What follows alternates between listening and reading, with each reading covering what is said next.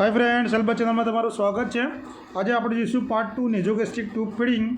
आ YouTube पर video आप गुजराती में जोईशुं अने एमसीक्यू थियरी और एमसीक्यू साथ जोईशुं। आवा विडियो तमने यूट्यूब पर कोई जग्याए मळशे नहीं, विडियो पूरो जोजो। नेजोगेस्ट्रिक ट्यूब रिलेटेड जेटला भी एमसीक्यू एक्जाम में पूछा है बधा आपणे इजीली कवर करीशुं रेशनल साथे। चलो शुरुआत करिए। चैनल पर पहली बार आया तो सब्सक्राइब करवानुं भूलता नहीं अने बेल अने आइकन प्रेस करजो जेथी नोटिफिकेशन तमने मळी रहे। चलो शुरुआत करिए। क्वेश्चन नंबर थी स्टार्ट करिए आपणे कि which of the following direction use for NG tube insert. कि જ્યારે આપણે નેઝોગેસ્ટ્રિક ટ્યુબ ઇન્સર્ટ કરવાની હોય તો કયા ડાયરેક્શન્સની અંદર કરીશું? Downward to backward, back down, regular straight કે પછી D backward, downwards and towards. તો આની અંદર આપણે શું જવાબ આવશે કે એનજી ટ્યુબ કઈ રીતે આપણે ઇન્સર્ટ કરીશું?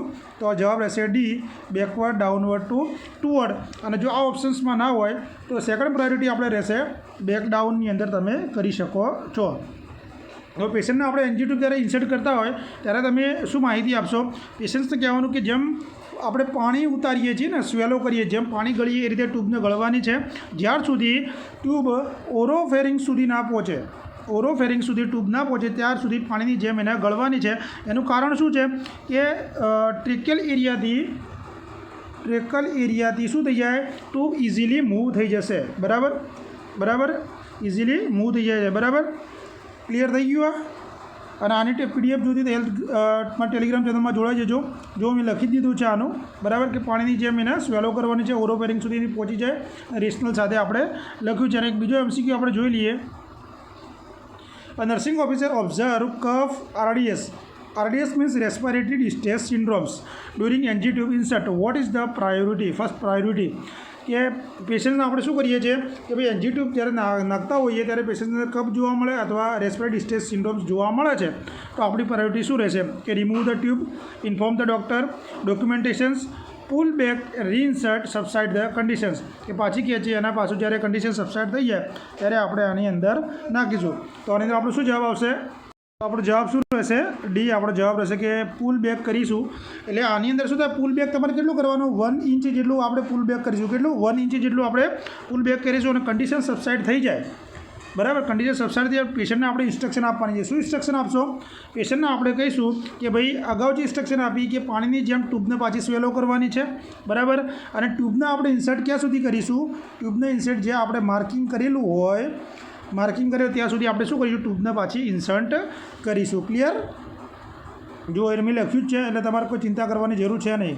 બરાબર, હવે જો આની અંદર એક બીજી કન્ડિશન્સ એવી ડેવલપ થાય કે પેશન્ટ ધારો કે અનકોન્શિયસ હોય, પેશન્ટ કેવું હોય? અનકોન્શિયસ હોય તો આપણે પેશન્ટને કેવી પોઝિશન આપશું? એક્ઝામમાં પૂછાય તો સેમી ફોલર પોઝિશન। કઈ પોઝિશન આપીશું આપણે? સેમી ફોલર પોઝિશન્સ આપીશું અને લીન ફોરવર્ડ ધ હેડને આગળની બાજુ નમાયેલું આપણે રાખીશું। એનાથી શું થાય? આ કન્ડિશન આપતું જાય જે આપણી એપિગ્લોટિસ છે, એપિગ્લોટિસ શું થશે? ક્લોઝ થઈ જશે। શું થશે? એપિગ્લોટિસ ક્લોઝ થઈ જશે। ક્લિયર?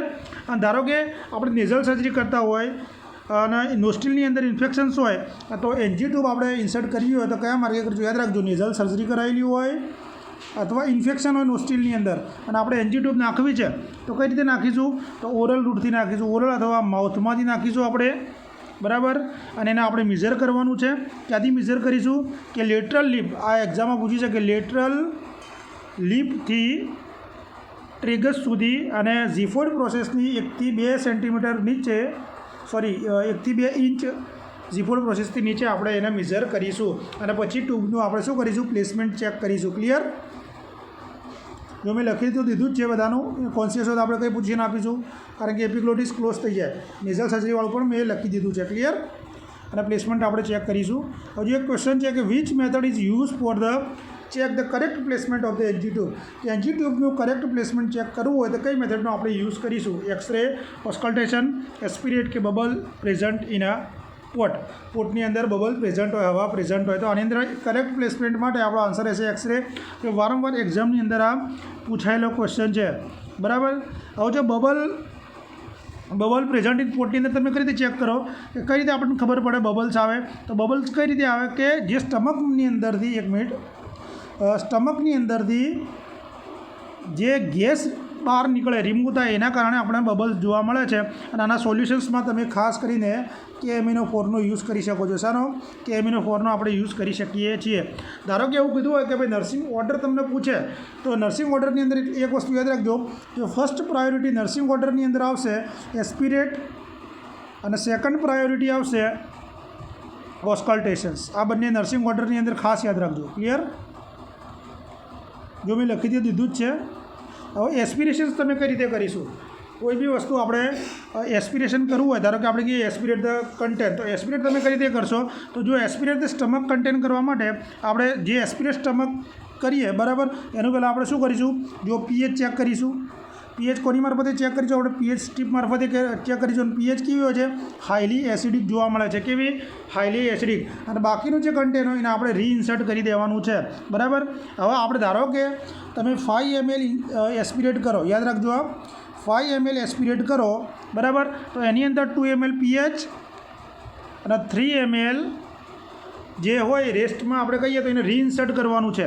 બરાબર. કેમ? જો રીઇન્સર્ટ ના કરીએ તો શું થઈ શકે? ઇલેક્ટ્રોલાઇટ ઇમ્બેલેન્સ થવાની શક્યતા પૂરેપૂરી રહેલી છે. એટલે આપણે રીઇન્સર્ટ કરવું પડે છે. ક્લિયર? મોસ્ટ ટાઈમ બી ક્વેશ્ચન, સ્ટમક કન્ટેન્ટ, જો તમે સ્ટમક કન્ટેન્ટ ડિસ્કાર્ડ કરી દો તો ફ્લૂઇડ ઇલેક્ટ્રોલાઇટ ઇમ્બેલેન્સની અંદર સોડિયમની થઈ શકે છે. ક્લિયર? અને પેશન્ટ જો ડાયરિયાનું હોય તો એની અંદર પોટેશિયમનું ઇલેક્ટ્રોલાઇટ ઇમ્બેલેન્સ જોવા મળે છે. અને સૌથી આ એક્ઝામમાં પૂછાયેલું છે કે સૌથી વધારે પોટેશિયમ શામાં છે? બનાનાની અંદર રિચેસ્ટ સોર્સ છે. ક્લિયર? હવે આપણે આગળ ઓસ્કલ્ટેશન્સની વાત કરી લઈએ કે ઓસ્કલ્ટેશન્સ કરવું હોય તો કઈ રીતે કરશું? જુઓ, 5 to 10 ccની આપણે સિરિંજ લઈશું અને એમાં સિરિંજ મારફતે એરને આપણે પુશ કરીશું. અને જે ઓસ્કલ્ટેશન્સ કોની મારફતે આપણે જોઈશું? સ્ટેથોસ્કોપ મારફતે આપણે જોવાનું છે. અને સાઉન્ડ આવશે. સાઉન્ડ કેવો આવશે? હુઝિંગ સાઉન્ડ આપણને જોવા સાંભળવા ત્યાં મળશે. ક્લિયર? એક ક્વેશ્ચન જોઈએ. જુઓ, what is the most widely use method for check the correct place of NG tube in clinical practice? શબ્દ સાંભળજો. ક્લિનિકલ પ્રેક્ટિસની અંદર આપણે NG ટ્યુબ ચેક કરવી હોય તો પહેલી છે આપણું પ્રાયોરિટી એસ્પિરેટ, બીજું છે ઓસ્કલ્ટેટ. મેં તમને વાત કરી નર્સિંગ ઓર્ડરની જેમ જ આવશે. ક્લિયર? હવે NG ટ્યુબ જ્યારે તમે દાખલ કરતા હોય તો ત્યારે જે હેલ્થ કેર વર્કર હોય લેફ્ટ હાથની અંદર રાખીશું, ડાબા હાથમાં રાખીશું, બરાબર, અને પછી ઇન્સર્ટ કરીશું અને પછી NG ટ્યુબને આપણે શું કરીશું? ફિક્સ કરીશું. ક્લિયર? હવે NG ટ્યુબની કેર ખાસ જોઈ લો.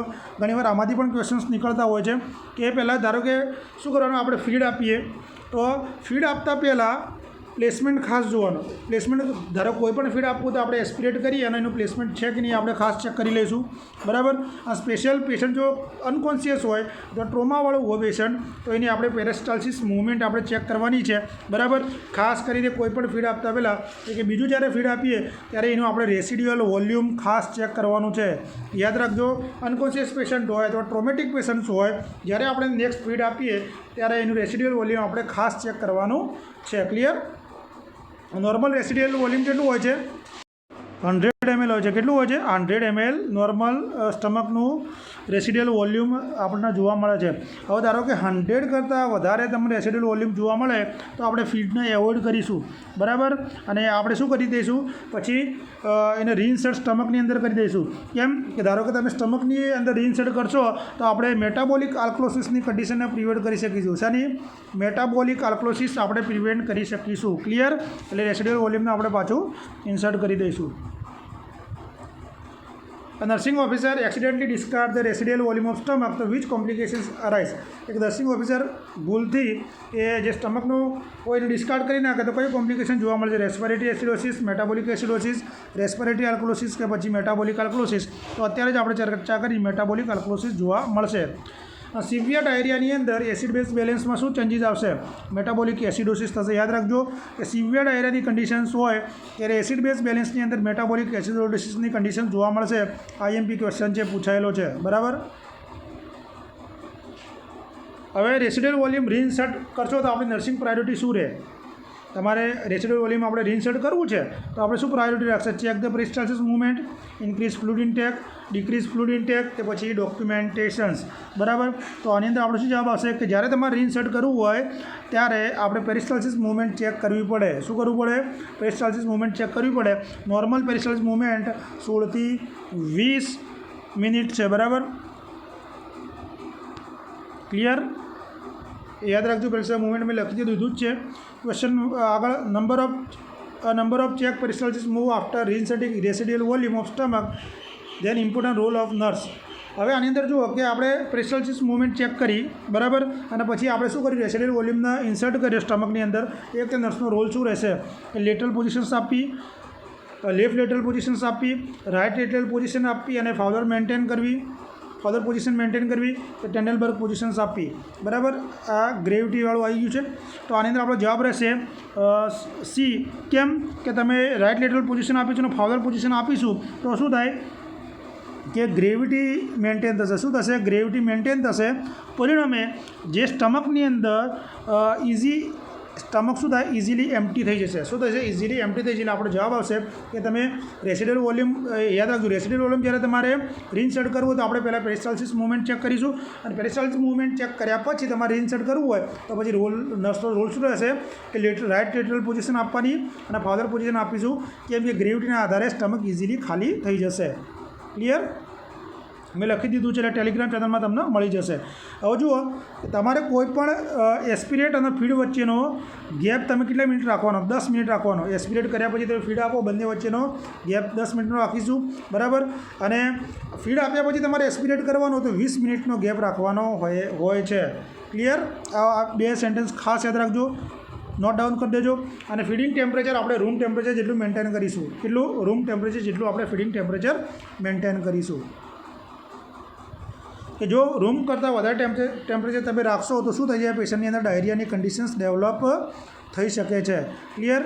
હવે એનજી ટ્યુબથી ધારો કે તમારે મેડિસિન આપવી હોય તો તમે શું કરો? ધારો કે તમારે ટેબ્લેટ આપવી છે અથવા કેપ્સ્યુલ આપવું છે તો શું કરશો? કારણ કે આપણે ક્લિનિકલ પ્રેક્ટિસની અંદર એનજી ટ્યુબથી ફીડની સાથે સાથે આપણે મેડિસિન પણ આપતા હોઈએ છીએ. તો પહેલાં આપણે શું કરીએ છીએ કે જે ટેબ્લેટ અથવા કેપ્સ્યુલ હોય એને આપણે શું કરીએ છીએ? ક્રશ કરીએ.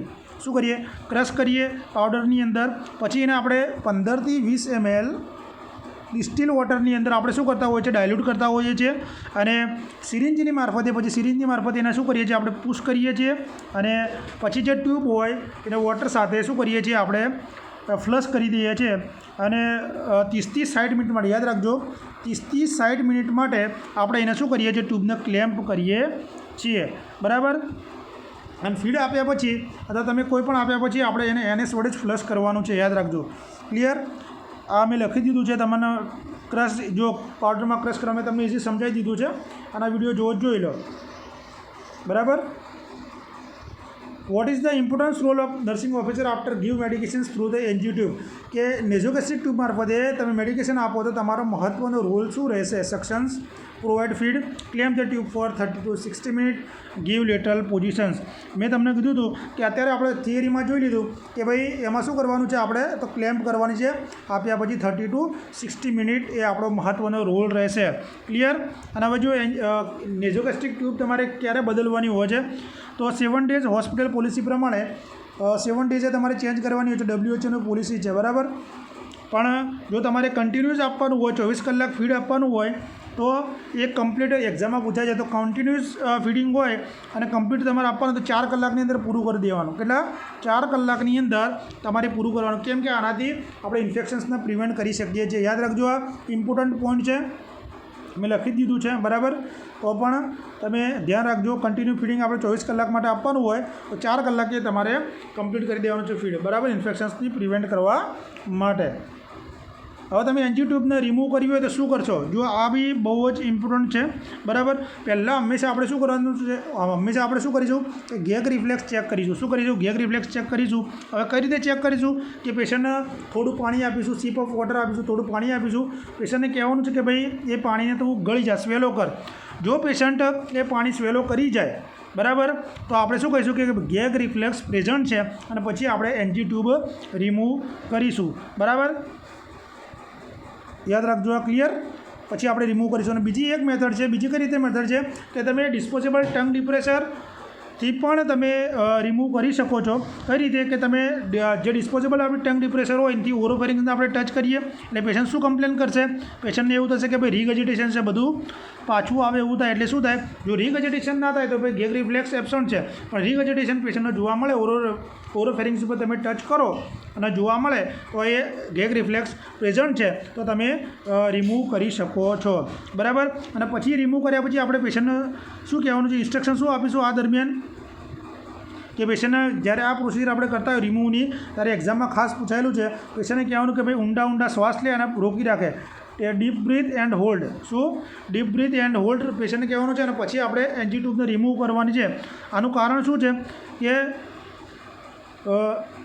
તમે જો આ પેશન્ટને ડીપ બ્રીથ અને હોલ્ડ ના કરે તો શું થાય? સ્ટમકનું જે કન્ટેન હોય એ એનજી ટ્યુબ સાથે આવી જાય. બરાબર. અને ટ્રેકેલ રૂટની અંદર જવાના ચાન્સીસ વધી જાય છે. બરાબર. એટલે ખાસ યાદ રાખવાનું કે આ પેશન્ટને ડીપ બ્રીથ રખાવાનું રેશનલ આ જ છે. બરાબર. હવે ધારો કે તમે એનજી ટ્યુબ રિમૂવ કરી હોય, એનજી ટ્યુબ આપણે રિમૂવ કરીએ તો પછી શું કરવાનું છે? પેશન્ટને શું માહિતી આપશો? પેશન્ટને એમ કહેવાનું છે કે ભાઈ ફીડ છે ને થોડી ક્વોન્ટિટીમાં અને સતત પેશન્ટ્સ લેતો રહે. જો પેશન્ટની કમ્પ્લેન રીગજિટેશન્સની હોય તો પેશન્ટને આપણે ફાઉલર પોઝિશન આપવાની છે, યાદ રાખજો. બરાબર. અને પેશન્ટનું નોર્મલ ફાઇન્ડિંગ જોવાનું છે આપણે 24 કલાકની અંદર. ક્લિયર. જો રીગજિટેશનની કમ્પ્લેન કરે પેશન્ટ તો આપણે નોર્મલ ફાઇન્ડિંગ આપણે પેશન્ટ્સની અંદર જોતા રહીશું. હવે જો મોસ્ટ ટાઈમથી જે કોમ્પ્લિકેશન્સ, એના કોમ્પ્લિકેશન્સ વારંવાર પૂછાય છે. તો ડાયરિયા જોવા મળે, વોમિટિંગ જોવા મળે, ઇન્ફેક્શન્સ જોવા મળે, પ્રેશર સોર જોવા મળે. હવે જે વોમિટિંગ છે, વોમિટિંગ કોના કારણે જોવા મળે? પહેલી વસ્તુ હું તમને કહી દઉં કે જો વોમિટિંગ જોવાનું કારણ હું તમને આગળ બતાવીશ, પણ વોમિટિંગ કોમ્પ્લિકેશન્સની અંદર છે.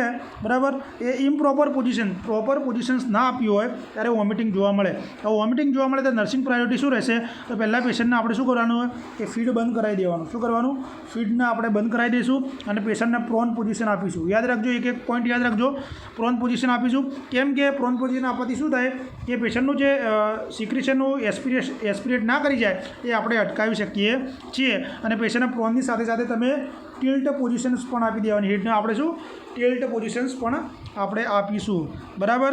અને જરૂર પડે સેકન્ડ પ્રાયોરિટી, ધારો કે તમને પૂછે વોમિટિંગની અંદર તો સ્ટોપ ફીડ કરાય, ફીડ બંધ કરાય અને લેટરલ પોઝિશન્સ. ફર્સ્ટ પ્રાયોરિટી તમને પૂછે તો ફીડને આપણે બંધ કરાવી અને પ્રોન પોઝિશન સાથે ટિલ્ટ હેડ કરીશું અને સેકન્ડ લેટરલ પોઝિશન્સ. ક્લિયર. બીજી વસ્તુ છે ડાયરિયા. ખાસ ડાયરિયામાં કેમ જોવા મળે કે ભાઈ જે ફીડિંગ ટેમ્પરેચર હોય, ફીડિંગનું temperature greater than room temperature, તો આ કન્ડિશન્સ જોવા મળતી હોય છે. હવે ઇન્ફેક્શન્સ કેમ જોવા મળે? તો અનહાઇજેનિક ટેકનિક તમે યુઝ કરી હોય, બરાબર, ઇમ્પ્રોપર કે વ્યવસ્થિત રીતે હેન્ડ વોશિંગ ના કર્યું હોય તો ઇન્ફેક્શન્સની કન્ડિશન થઈ શકે છે. બરાબર. એટલે આપણે ખાસ શું કરવાનું છે? દર 24 કલાકે જે એના પેશન્ટ્સના ફોર્મેટ્સ હોય કે જે વસ્તુઓ હોય યુઝ કરી હોય એના આપણે બદલવાની છે. બરાબર. અને જો તમારે કન્ટિન્યુઅસ ફીડિંગ આપવાની અમે વાત કરીએ તો 4 કલાકની અંદર એ પૂરું કરવાનું હોય છે. બરાબર. પછી છે પ્રેશર સોર. પ્રેશર સોર કેમ થાય કે રેગ્યુલર પ્રેશર આવવાના કારણે પ્રેશર સોર થઈ શકે છે. એટલે પેશન્ટને આપણે જે ફિક્સેશન સાઇટ હોય એને આપણે ચેન્જ કરતા રહેવાનું છે. ક્લિયર. આ ખાસ કરીને કોમ્પ્લિકેશન યાદ રાખજો: વોમિટિંગ, ડાયરિયા, ઇન્ફેક્શન, પ્રેશર સોર. બરાબર. મેં આ બધું લખી જ દીધું છે, મેં સમજાવ્યું તમને એટલે તમારે ઇઝી રહે. હવે જો most common complication NG tube above as, કે જે 4 આપણે કોમ્પ્લિકેશન્સ કીધા ઉપર એમાંથી મોસ્ટ કોમન કયું જોવા મળે છે? તો ડાયરિયા જોવા મળે છે. કેમ ડાયરિયા જોવા મળે છે? કે ભાઈ ટેમ્પરેચરના કારણે ખાસ જોવા મળતા હોય છે. બીજો ક્વેશ્ચન જુઓ: prior to administrating orogastric tube feed to an infant the nurse should perform all except. આપણે શું કરવાનું છે? ઇન્ફન્ટને એક ઓરોગેસ્ટ્રિક ટ્યુબ ફીડિંગ આપવાનું છે. નીચેનામાંથી ઓલ એક્સેપ્ટ શું કરશો? Aspirate the tube, measure the abdominal ગટ, check the placement in semi Fowler positions, slowly instill 5 ml water. All except પૂછ્યું છે. બરાબર. એટલે એક ખોટું છે, 3 સાચા છે, તો એનો મતલબ જવાબ આવશે આપણો D, slowly instill 5 ml water. હવે જો આ ક્વેશ્ચન પૂછાય છે: height of chiffon during gastric feeding, કે ભાઈ ગેસ્ટ્રિક ફીડિંગ દરમિયાન સિફોન જે હોય એની હાઇટ કેટલી રાખીશું? 10 ઇંચ, 14 ઇંચ, 18 ઇંચ કે પછી 12 ઇંચ? તો આની અંદર આપણો જવાબ રહેશે કે સિફોનની જે હાઇટ હોય છે એ કેટલી હોય છે? 12 ઇંચ હોય છે. બરાબર. તો વિડીયો તમને કેવો લાગ્યો મને કોમેન્ટ જરૂર કહેજો. અને કાલનો આપણો ટોપિક રહેશે ટ્રેકોસ્ટોમી પ્રોસિજર. એમાં પણ આપણે MCQ પ્લસ 3A સાથે કવર કરીશું. વિડીયો ગમ્યો હોય તો લાઇક, શેર, ચેનલને સબસ્ક્રાઈબ કરવાનું ભૂલતા નહીં. Thank you.